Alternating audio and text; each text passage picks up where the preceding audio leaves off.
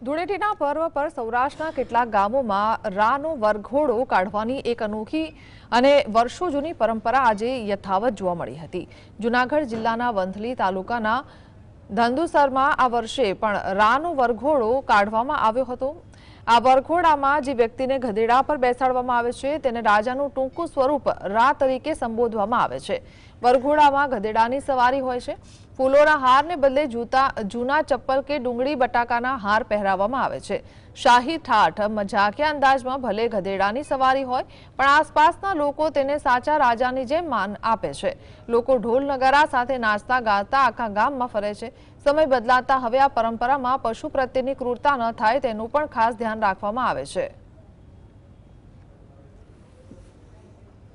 मतलब एवो होय के रात थाय એટલે બાળકો બીએ નહીં, બાગડાથી બીએ નહીં, એવું બધું હોય।